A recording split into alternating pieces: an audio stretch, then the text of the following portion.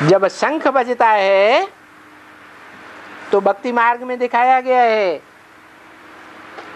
कि शंखों की आवाज होती है तो सारी दुनिया में महाभारत युद्ध शुरू हो जाता है। बाबा ने भी कहा है इस ज्ञान यज्ञ कुंड से क्या निकलेगी? विनाश की ज्वाला निकलेगी। तो वो ज्वाला तब निकलती है जब वो वैष्णो देवी इस युद्ध में प्रवेश कर जाती है। और चौथी भुजा है बाईं ओर नीचे की भुजा, कमल फूल हाथों में है लेकिन गिरा हुआ है नीचे को, ऐसे नहीं है। माने जो कमल फूल समान ब्राह्मण जीवन है, कैसा जीवन? कमल फूल के समान, घरग्रस्त की कीचड़ में रहते हुए भी कमल फूल के समान जीवन, लेकिन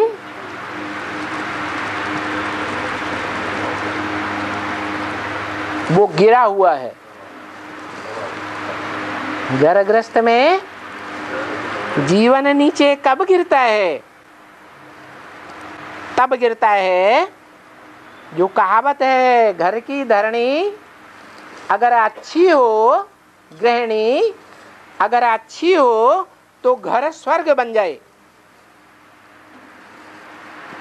अगर अच्छी नहीं है तो घर नरक बन जाता है। विविचार का वैश्यालय बन जाता है।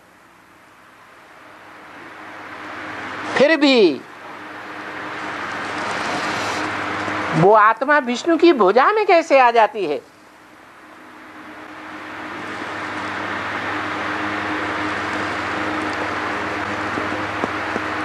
ये जगदम्बा का पार्ट है। जगदम्बा कोई सिर्फ भारत की अम्बा नहीं है,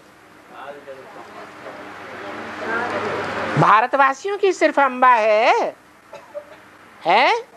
नहीं, सारे जगत के सब धर्मों की अम्बा है। तो सब धर्मों की जो माताएं हैं उनके अंदर जो स्वभाव संस्कार होंगे, एक छोड़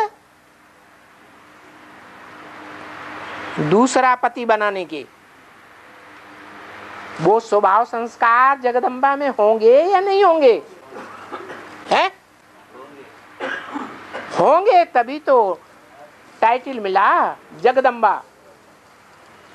भारत माता का टाइटल नहीं, जगत की अम्बा, नीच ते नीच धर्म वालों की भी अम्बा।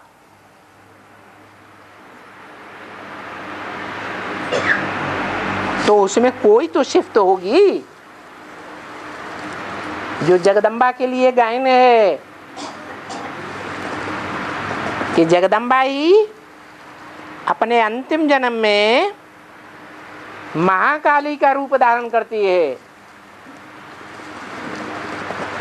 अंतिम जन्म में तो सभी काले तमो प्रधान बनते हैं कि नहीं बनते हैं? जगत पिता भी पहले जन्म में विष्णु और अंतिम जन्म में महाकाल बनता है।